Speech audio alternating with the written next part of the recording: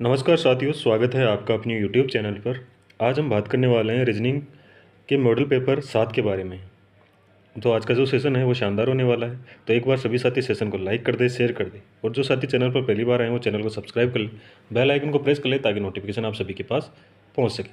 चलिए बढ़ते अपने सेशन की ओर। क्वेश्चन नंबर 1 की ओर चलते हैं। क्वेश्चन नंबर 1 हमारे पास दे रखा है। क्वेश्चन नंबर 1 है जो राजस्थान पुलिस कांस्टेबल एग्जाम 2025 में आया हुआ है। तो ये क्वेश्चन क्या कह रहा है यहाँ पर, आशावादी खुश मिजाज है जैसे कि निराशावादी। यानी कि देखो, आशावादी है उसका जो आशावादी होने से क्या होता है, खुश मिजाज होता है आदमी। उसी प्रकार निराशावादी है तो उसके लिए क्या होगा, उदास, मतलबी, तुच्छ या मददगार। तो यहाँ पर हो जाएगा, जब आशावादी है तो उसमें जो खुशी होती है, और निराशावादी होगा तो उसमें क्या होगा, उदास होगा। तो ऑप्शन यहाँ पर ए अपना राइट आंसर हो जाएगा। ठीक है, आगे चलते हैं नेक्स्ट क्वेश्चन की ओर। क्वेश्चन नंबर नेक्स्ट हमारे पास दे रखा है, यदि ए एन बराबर 14 है एवं सी ए टी बराबर 60 है, तब बी ई जी का मान बताना है, कितना होगा। तो यहाँ पर बात करें तो अगर अल्फ़ाबेट में ए की बात करें, ए कितने नंबर पे आता है, 1 नंबर पे आता है। एन की बात करें वो कितने नंबर पे आता है, 14 नंबर पे आता है। और यहाँ पर बराबर 14 आना चाहिए। इसका मतलब यहाँ पर क्या हुआ होगा, गुणा हुआ होगा। 14 को 1 से गुणा करोगे तो क्या आएगा, 14 आएगा। इसी प्रकार यहाँ पर सी की बात करें तो सी कितने पे आता है, 3 पे। ए कितने पे आता है, 1 पे। और टी आता है कितने पे, 20 पे। बराबर यहाँ पर होना चाहिए क्या, 60। तो 60 होने के लिए क्या करना होगा, इनको मल्टीप्लाई करना होगा। 3 को 1 से गुणा करोगे 3, 3 को 20 से गुणा करोगे 60। तो यहाँ पर भी क्या करना होगा हमें, इसमें भी हमें इनके नंबर लिखने होंगे और उनको मल्टीप्लाई करना होगा। तो बी आता है 2 पे, ई आता है 5 पे, और जी आता है 7 पे। तो इसको गुणा करेंगे तो 2 को 5 से गुणा करोगे 10, 10 को 7 से गुणा करोगे कितना आएगा, 70। तो ऑप्शन है क्या, बिल्कुल यहाँ पर देखोगे तो ऑप्शन मिलेगा आपको डी। ऑप्शन डी मिलेगा, ऑप्शन डी अपना राइट आंसर हो जाएगा। ठीक है, आगे चले नेक्स्ट क्वेश्चन की ओर। क्वेश्चन नंबर 3 दे रखा है। क्वेश्चन नंबर 3 क्या कह रहा है, देखो यहाँ पर, यदि दक्षिण, क्या कह रहा है, यदि दक्षिण पूर्व दिशा उत्तर हो जाए। ये कह रहा है कि दक्षिण पूर्व दिशा है वो क्या हो जाए, उत्तर हो जाए। उत्तर पूर्व दिशा पश्चिम हो जाए, और इसी तरह आगे भी, यानी इसी तरह आगे भी जो दिशाएं हैं वो चेंज हो जाए। फिर पश्चिम दिशा क्या हो जाएगी, तो फिर पश्चिम दिशा है वो क्या हो जाएगी। डायरेक्शन आप सभी को पता है, डायरेक्शन यहाँ पर अपन लिख लेते हैं। देखो डायरेक्शन आप सभी को पता है कौन कौन से डायरेक्शन होते हैं। तो ये तो होता है कौन सा, पूर्व डायरेक्शन होता है। ठीक है, ये होता है उत्तर, नीचे की साइड होता है दक्षिण, और इस साइड होता है पश्चिम। ठीक है, आगे बात करें। अब ये कह रहा है कि दक्षिण पूर्व, दक्षिण पूर्व यानी ये, दक्षिण पूर्व यानी ये दिशा क्या हो जाए, ये उत्तर दिशा हो जाए। ये दिशा क्या हो गई, उत्तर दिशा हो गई। तो इसके जो अपोजिट साइड कौन सी हो जाएगी, दक्षिण दिशा हो जाएगी। ठीक है, आगे क्या कह रहा है, उत्तर पूर्व, उत्तर और पूर्व की दिशा यानी ये दिशा, ये दिशा क्या हो जाए, ये दिशा हो जाए पश्चिम दिशा। तो ये पश्चिम हो गई तो इसके अपोजिट दिशा क्या हो जाएगी, पूर्व दिशा हो जाएगी। पूर्व दिशा हो गई। ठीक है, सारी दिशाएं चेंज हो गई। अब यहाँ पर कह रहा है फिर पश्चिम दिशा, यानी जो पहले पश्चिम दिशा थी अब ये कौन सी दिशा हो गई। तो देखो सारी दिशाएं चेंज हो गई, ये दक्षिण हो गई, ये पूर्व हो गई। तो इन दोनों के बीच वाली दिशा क्या हो जाएगी, तो ये हो जाएगी दक्षिण पूर्व दिशा, दक्षिण पूर्व दिशा हो जाएगी। ऑप्शन है क्या, बिल्कुल ऑप्शन डी दिखेगा आपको, ऑप्शन डी राइट आंसर हो जाएगा। ठीक है, आगे चले, समझ गए होंगे। आगे बढ़ते हैं नेक्स्ट क्वेश्चन की ओर। नेक्स्ट क्वेश्चन हमारे पास दे रखा है, एक कक्षा में नीना का 5वां स्थान है। एक कक्षा में क्या है, नीना का क्या है, 5वां स्थान है। ठीक है, तो यहाँ पर अगर बात करें किसकी, नीना की, तो यहाँ पर ये कौन सा हो जाए, स्थान हो जाएगा, 5वां स्थान हो जाएगा नीना का। ठीक है, सीमा का स्थान पीछे से 8वां है। पीछे से यानी पीछे से कितना है, 8वां है। यहाँ पर 8वां स्थान है किसका है, सीमा का स्थान है। ठीक है, यदि तुषार नीना के बाद छठे स्थान पर है। ये कह रहा है नीना के बाद छठे स्थान पर, पहला, दूसरा, तीसरा, चौथा, 5वां और छठा। यहाँ पर कौन है, यहाँ पर तुषार है। तो ये इसको टी से दिखा देते हैं। ठीक है, तथा आगे क्या कह रहा है, नीना और सीमा ठीक, ये कह रहा है जो तुषार है ना वो छठे स्थान पर है, कहाँ से, नीना के आगे। ठीक है, और ये कह रहा है कि नीना और सीमा के ठीक मध्य में है। तो इसका मतलब जो इधर जितने बीच में हैं उतने ही इधर बीच में आएंगे। तो यहाँ पर 1 2 3 4 5, 5 बीच में, तो यहाँ पर भी 5 आ जाएगा, ये 5 हो गए। ठीक है, अब ये कह रहा है तो कक्षा में कितने विद्यार्थी हैं, कक्षा में कितने विद्यार्थी हैं। देखो यहाँ तक नीना की बात करें तो यहाँ से लेफ्ट साइड से काउंट करोगे तो नीना 5वें नंबर पे था, नीना 5वें नंबर पर थी। तो यहाँ पर हो जाएगा 6 7 8 9, 10, 11, 12, 13, 14, 15, 16 और यहाँ पर 17। तो यहाँ से अगर लेफ़्ट साइड से किसकी सीमा की बात करें तो वो 17वें नंबर पे है। अब देखो जो सीमा है उसका हमने राइट और लेफ़्ट दोनों साइड से नंबर पता है, तो हम एक फॉर्मूला होता है, वो फॉर्मूला लगाकर हम टोटल निकाल सकते हैं। फॉर्मूला क्या होता है? टोटल बराबर लेफ़्ट प्लस राइट माइनस 1। जब एक ही पर्सन के लेफ़्ट साइड से और राइट साइड से नंबर पता हो ना, तो ये फॉर्मूला लगा देना। टोटल का अपने पास जो पंक्ति में टोटल है वो आ जाएंगे नंबर कितने। तो यहाँ पर देखो टोटल की बात करें, लेफ़्ट से कितना है? 17, ठीक है। लेफ़्ट से कितना है? 17 है, प्लस राइट से कितना है? 8, माइनस का करोगे 1। 17 और 8 की अगर जोड़ते हो तो कितना हो जाएगा? 17 और 8 को जोड़ोगे 25। 25 में से 1 माइनस करोगे तो कितना आएगा? 24।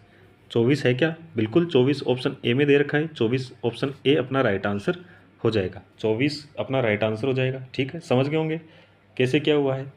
ठीक है ना। चलिए, ये फॉर्मूला आप सभी को पता ही है। चलिए आगे बढ़ते हैं।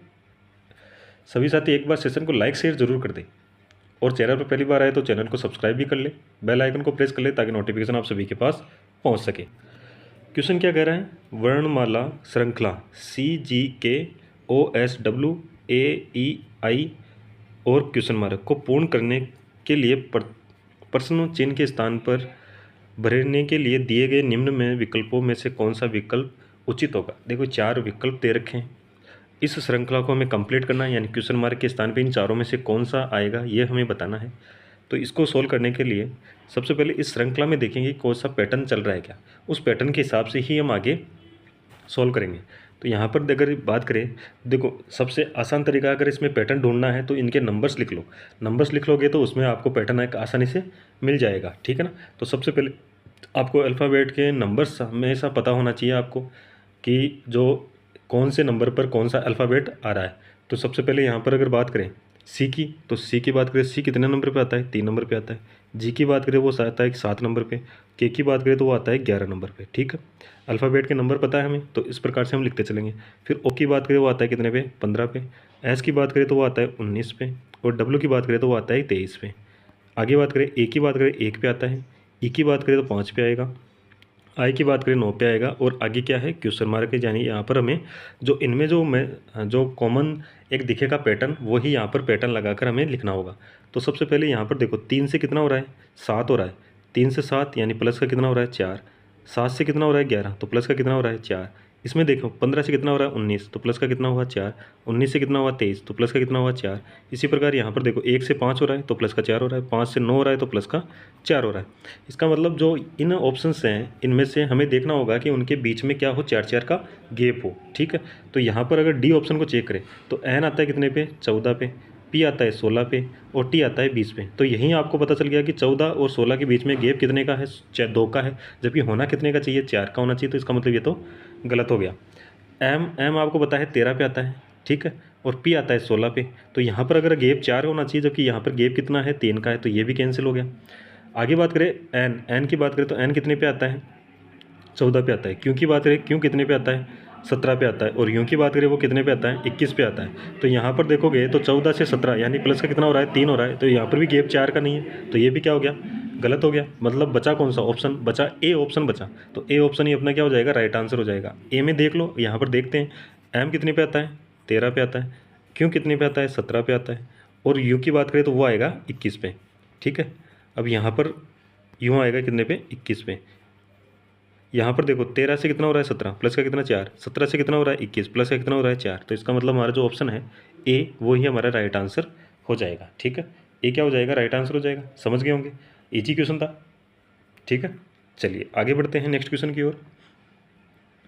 एक परिवार में 3 वैवाहिक क्या है? युगल है। ठीक है, और 8 सदस्य हैं। देखो 3 तो क्या है? जोड़े हैं, वैवाहिक जोड़े हैं, और 8 क्या हैं? उन टोटल को मिलाकर 8 सदस्य हैं। ठीक है, अब आगे क्या कह रहा है वो इस हिसाब से हम इसको क्या करेंगे, जो डायग्राम है वो डायग्राम बनाने की कोशिश करेंगे। ठीक है, तो यहाँ पर कह रहा है पी आर तथा क्यों की माता है। पी है वो आर और क्यों की क्या है? माता है। तो यहाँ पर अगर मैं बात करूँ पी की, तो पी क्या है? माता है, यानी कि यहाँ पर आ जाएगा माइनस, और इसके जो आर क्या है? बेटा या बेटी, दो भी जो भी है वो यहाँ पर आ जाएगा आर, और ये दोनों क्या है? भाई भाई हो सकते हैं या भाई बहन हो सकते हैं, ठीक है। तो इनका भी हमें पता नहीं है कि कौन सा इनका क्या जेंडर है, ठीक है। आगे बात करें, एच पी का दामाद है। एच क्या है, पी का दामाद है, पर यहाँ पर हमें पता नहीं है कि कौन सा लड़की है, आर और क्यों में हमें पता नहीं है कि लड़का कौन सा है और लड़की कौन सी है, या दोनों लड़कियां हैं तो हमें यह पता नहीं है कि किसका यह पति होगा, ठीक है। आगे बात करें, एल आर की पुत्री है।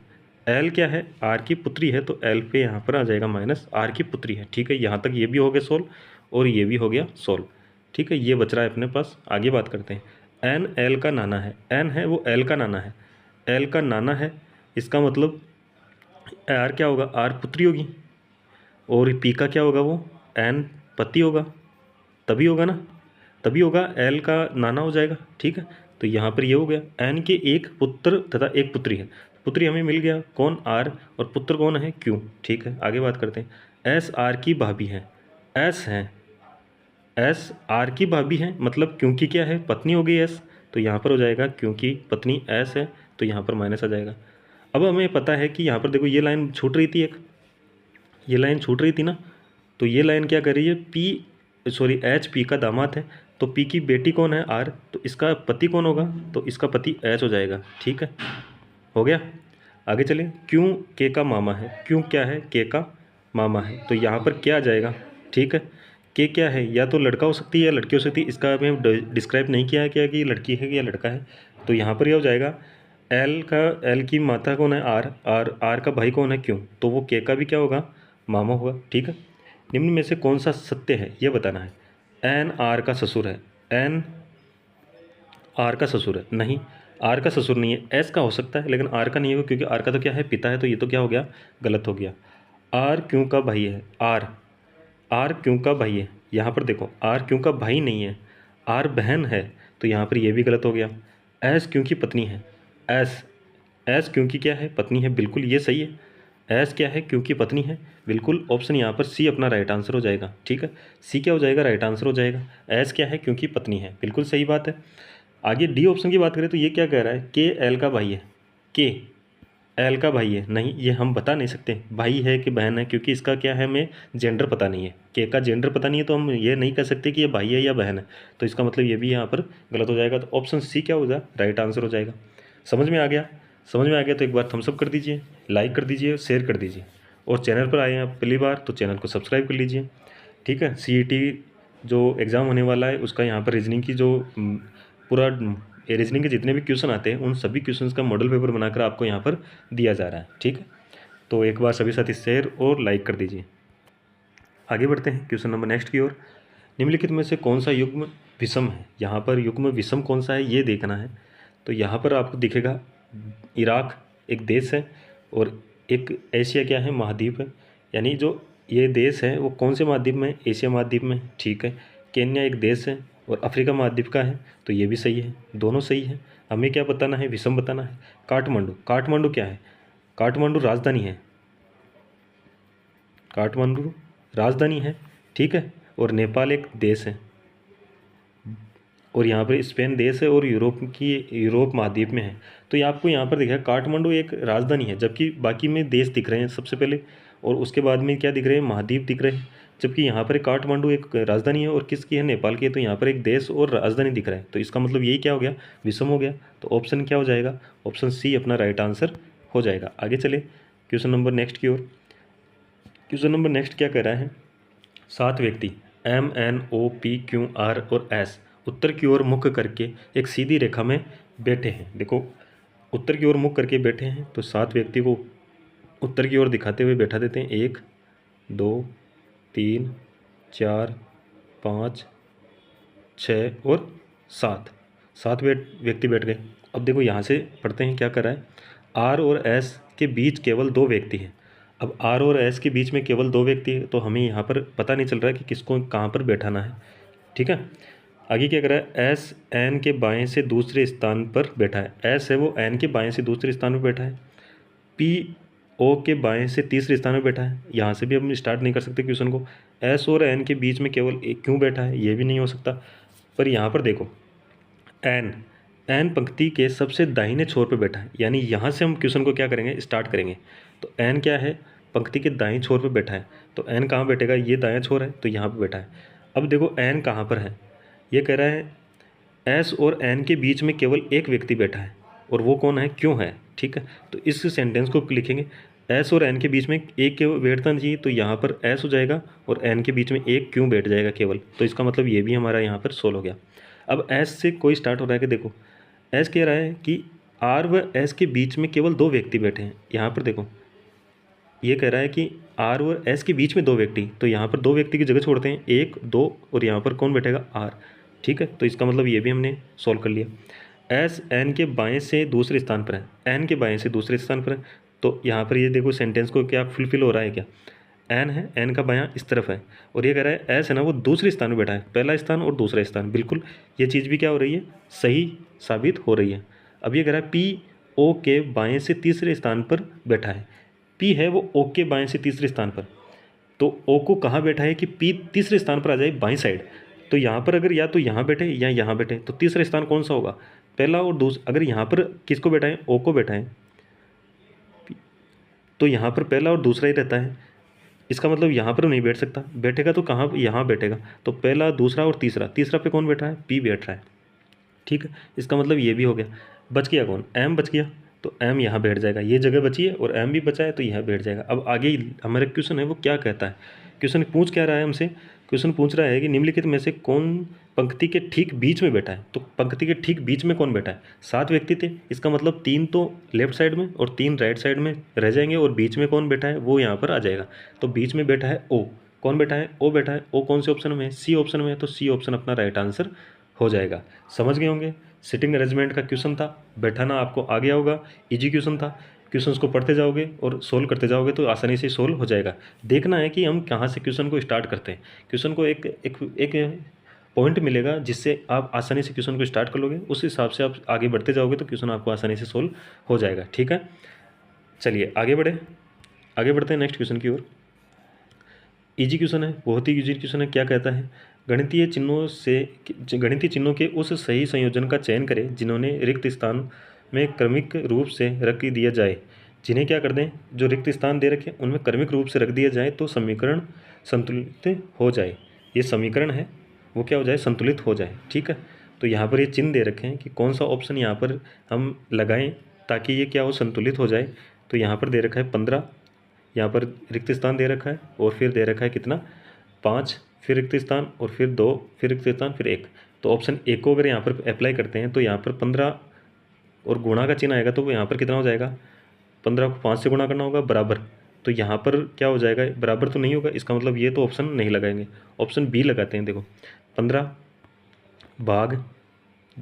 5 बराबर, ठीक है, 2 और प्लस का 1।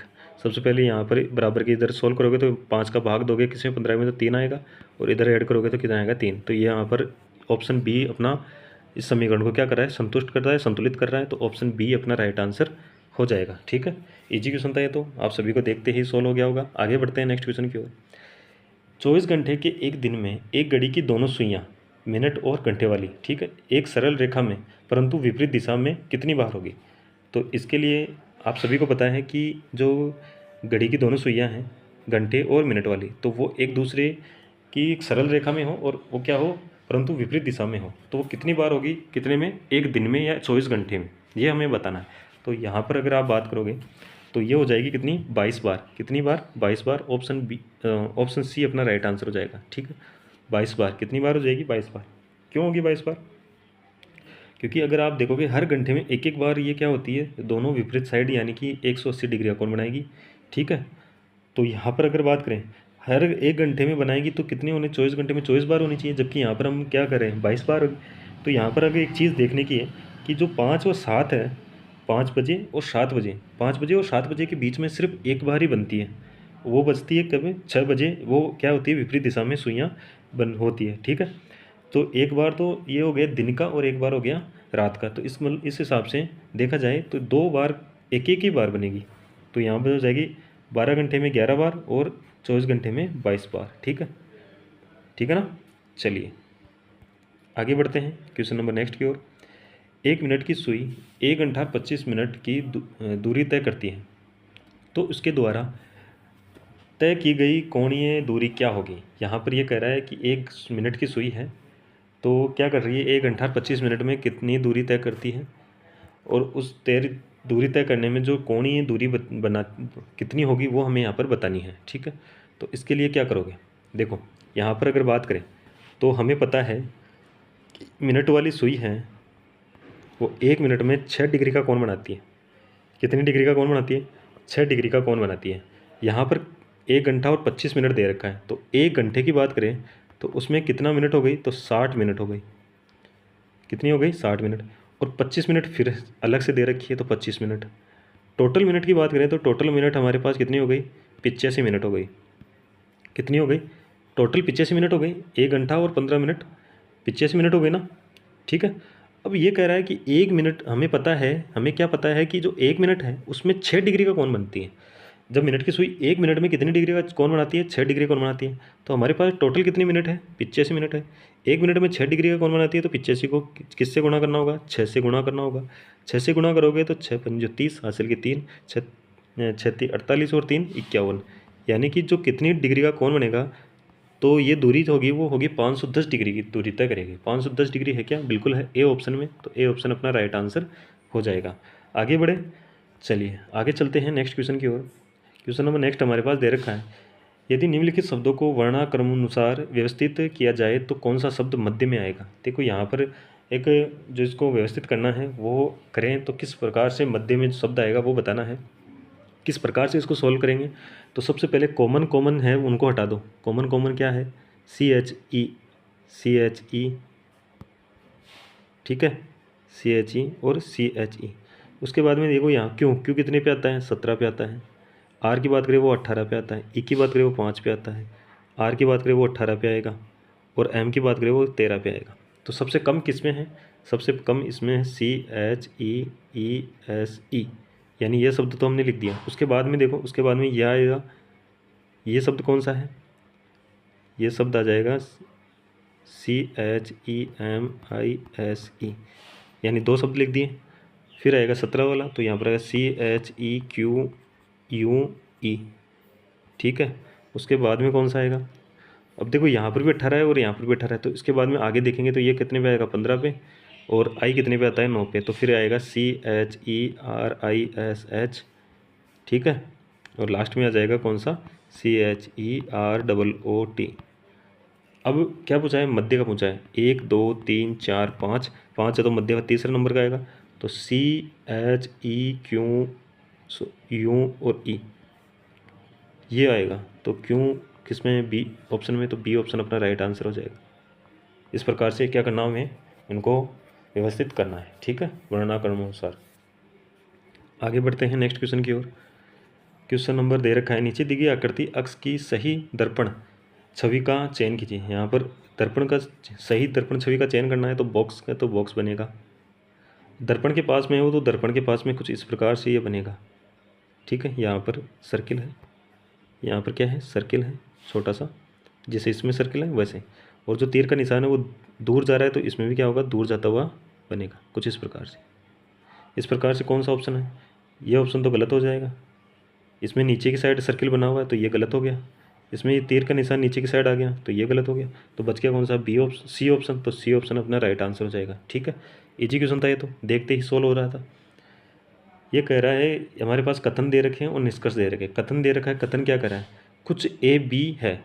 यहाँ पर बात करिए क्या है, ए है, क्या है, ए है। तो कुछ ए क्या है, बी है, तो कुछ एक बी के अंदर आ जाएगा, ठीक है। कोई बी सी नहीं है, तो सी और बी में कोई संबंध नहीं है, पर सभी सी ए है। तो अब ए के अंदर क्या आएगा, सी आएगा। ये क्या है, सी है। सभी सी ए है, ठीक है, तो सभी सी ए के अंदर आ गया। और ये कह रहा है कि बी और सी में कोई संबंध नहीं, तो बी और सी में कोई संबंध नहीं है। निष्कर्ष क्या कर रहा है, सभी ए सी है। सभी ए क्या सी है क्या, नहीं, कुछ है, सभी नहीं है, तो ये तो क्या हो गया, गलत हो गया। कुछ ए सी है, कुछ ए सी है, बिल्कुल। देखो सी क्या है, ए के अंदर है, तो कुछ ए तो क्या है, सी है। और यहाँ पर अगर ये कह रहा है कुछ ए क्या है, सी है, बिल्कुल है, क्योंकि ये सी क्या है, ए के अंदर है, तो ए का कुछ हिस्सा तो सी है, तो ये तो क्या है, सही है।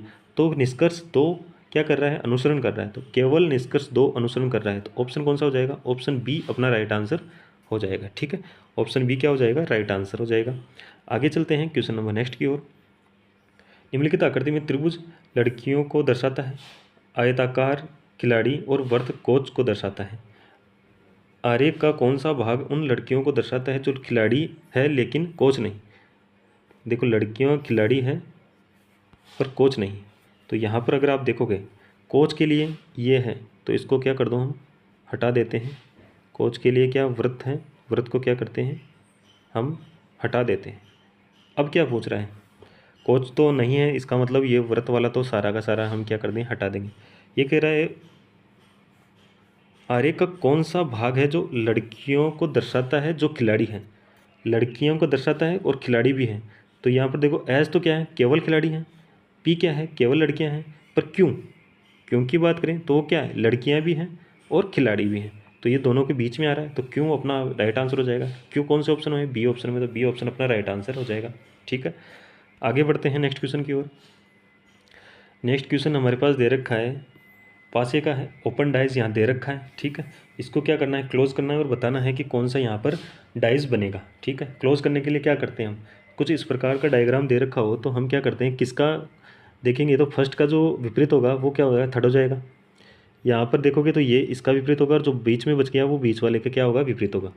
तो यहाँ पर हम विपरीत को एक ड्रॉ कर लेते हैं। ध्यान, लाइनिंग है वो किसके विपरीत है, तो वो है एक इस प्रकार का बॉक्स बना हुआ है, उसका विपरीत है। ठीक है, एक प्लेन है, वो प्लेन है वो किसका विपरीत है, हैज़ का विपरीत है। ठीक है, फिर दूसरा प्लेन है और वो दूसरा प्लेन किसका है, तो ये सर्किल में बना हुआ प्लस का क्या है, विपरीत है। अब आपको देखना होगा कि जो विपरीत है वो एक साइड, जो विपरीत साइड है, जैसे इस लाइन की विपरीत साइड ये है, तो ये क्या होगी, विपरीत साइड आनी चाहिए। अगर साथ में आ रही है तो वो क्या होगा, वो जो पासा है वो नहीं बनेगा। तो यहाँ पर देखो ये लाइन वाला है और जो बॉक्स बना हुआ है वो है, तो इसका मतलब ये तो नहीं होगा। इसी प्रकार देखो यहाँ पर प्लस का चिन्ह बना हुआ है वो किसमें, ठीक है, तो यहाँ पर देखते हैं जो प्लस का चिन्ह बना हुआ है राउंड में, और एक क्या है यहाँ पर दे रखा है, एक जो वाइट है प्लेन सरफेस दे रखा है और फिर से प्लेन सरफेस दे रखा है। तो यानी कि हमें ये भी क्या होगा, गलत होगा, क्योंकि दोनों प्लेन सरफेस और जो प्लस वाला है वो एक साथ नहीं हो सकते। हैज़ दे रखा है और प्लेन सरफेस दे रखा है, हैज़ का प्लेन विपरीत तो एक साइड आ गया, तो ये भी गलत हो गया। पर यहाँ देखो डी ऑप्शन को देखो, डी ऑप्शन में हैज़ है, बिल्कुल हैज़। हैज़ का जो प्लेन वाला सरफेस है वो साथ में नहीं है, नहीं है। यहाँ पर जो बॉक्स बना हुआ है वो है, इसके जो लाइन वाला साथ में होना चाहिए वो नहीं है, बिल्कुल सही बात है। और यहाँ पर प्लस वाला बना हुआ है, तो ऑप्शन डी अपना क्या हो जाएगा, राइट आंसर हो जाएगा। ऑप्शन डी क्या हो जाएगा, राइट आंसर हो जाएगा। ठीक है, समझ गए होंगे। जो ओपन डाइस होता है उसको क्लोज डाइस में बदलते हैं, तो इस प्रकार से चेक करना होता है। ठीक है, त्रिभुज यहाँ पर काउंट करने हैं, कितने त्रिभुज हैं ये बताना है। ठीक है, तो इसको कैसे काउंट करोगे, देखो यहाँ से देखें तो सबसे पहले यहाँ पर देखोगे तो 1 number, 2 number, 3 number, 4 number, 5 number, 6 number, 6 तक हो गए। 6 के बाद में देखोगे तो यहाँ पर एक ये बन रहा है 7, 7 के बाद में एक ये बन रहा है 8, 8 के बाद में एक ये बन रहा है 9 हो गए। कितने हो गए, 9 हो गए। 9 के बाद में अगर हम देखें कितने हो गए, 9 हो गए ना। 9 के बाद में अगर आप देखोगे तो एक ये बनेगा 10, 10 के बाद में देखोगे तो एक ये बनेगा 11, 11 के बाद में देखोगे तो एक ये बनेगा 12, 12 हो गए। ठीक है, 12 के बाद में अगर आप देखोगे तो यहाँ पर एक इस प्रकार से बनता हुआ दिखेगा आपको 13। ठीक है, 13 हो गया।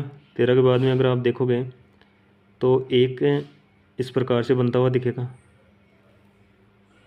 14, 14 हो गए। 14 के बाद में यहाँ पर दो और बनेंगे, वो दो कौन से बनेंगे वो देखो यहाँ से, एक ये जो कंप्लीट बन रहा है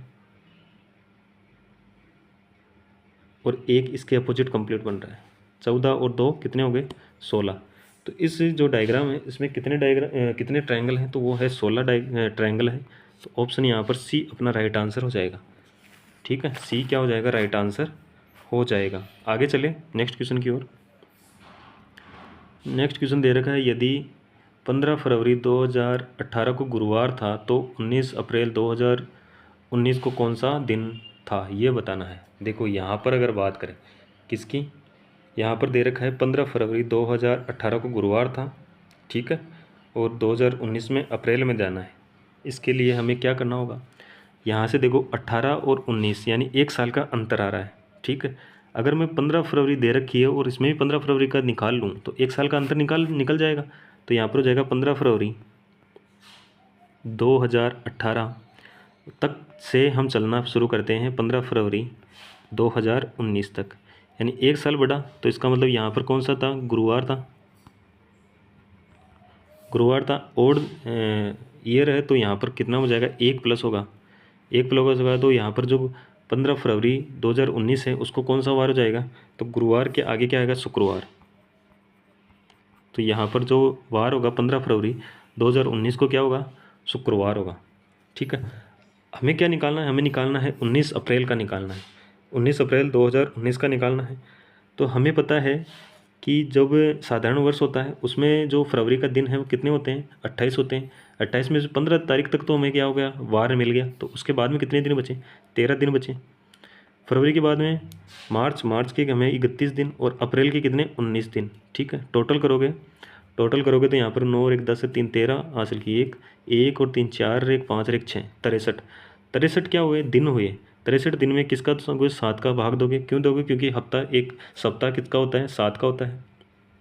7 का भाग दिया तो पूरा चला गया, तो शेषफल क्या आया, 0।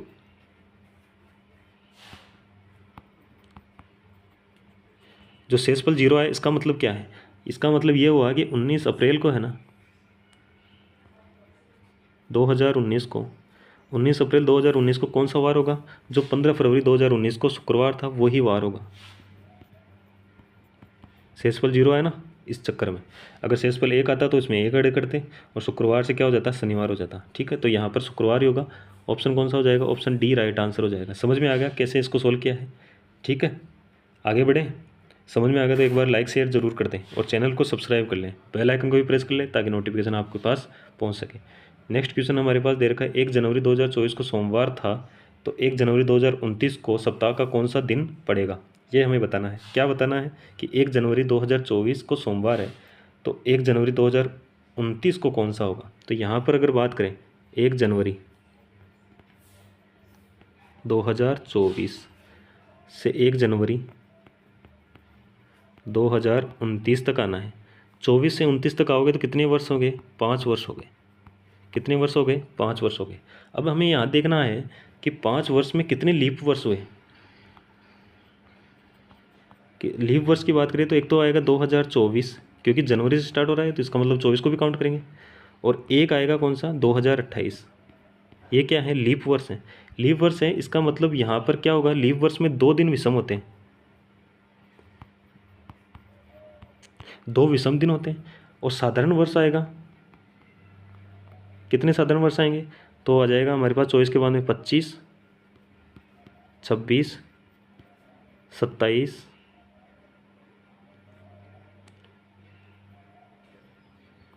ठीक है।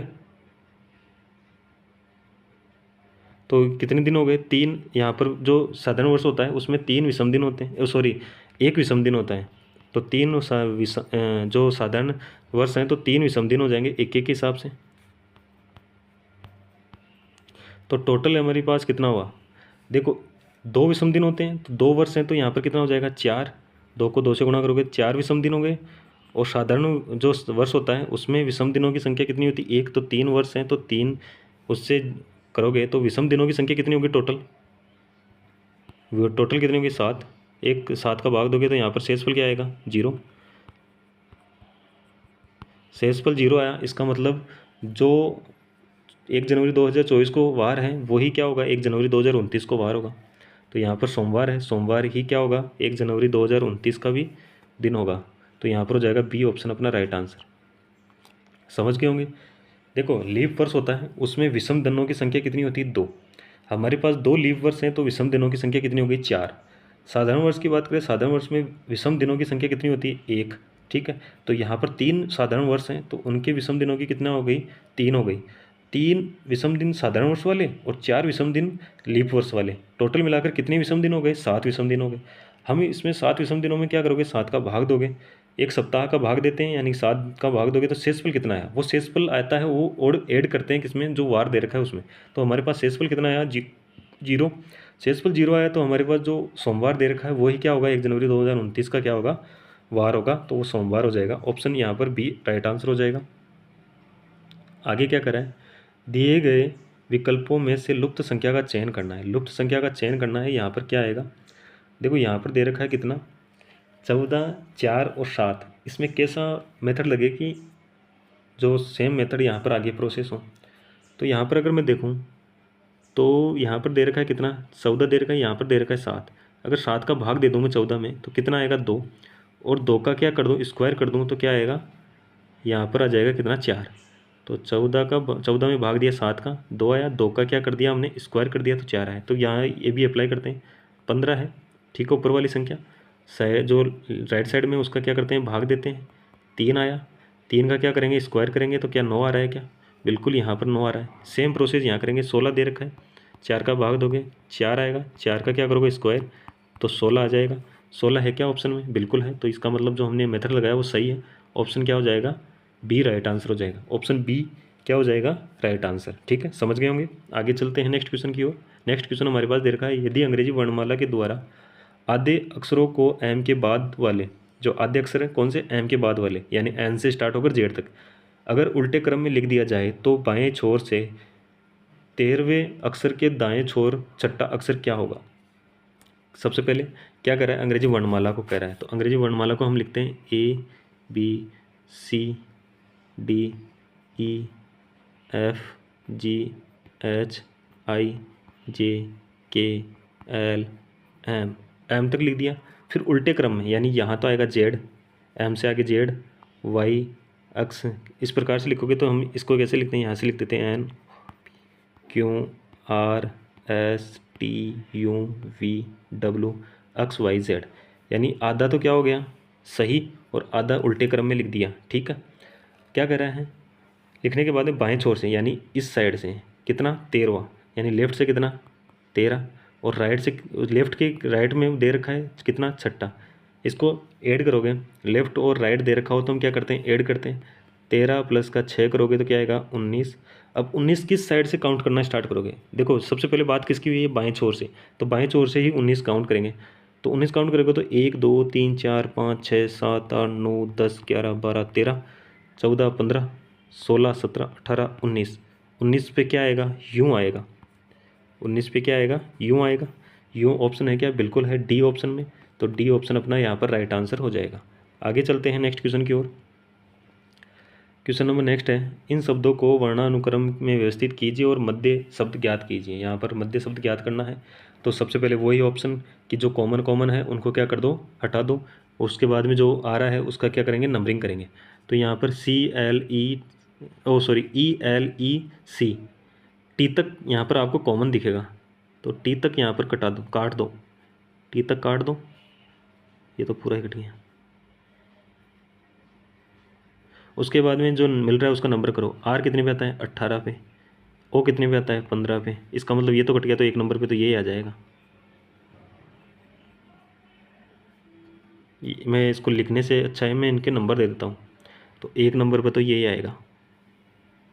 ठीक है, यहाँ पर क्या है, आई 9 नंबर पे आता है, और यहाँ पर आर है तो 18 नंबर पे आएगा। तो दूसरा नंबर कौन सा होगा, सब उसके बाद में छोटा नंबर ये है, तो ये आ जाएगा सेकंड नंबर। देखो थर्ड नंबर पे आएगा ये, फोर्थ में देखो यहाँ से 18 है, यहाँ से 18 है, तो आगे वाला देखते हैं, यहाँ पर 9 और यहाँ पर कितना हो जाएगा, 15। तो फिर छोटा नंबर ये वाला हो गया, तो ये आ जाएगा 4 नंबर, और ये आ जाएगा 5 नंबर।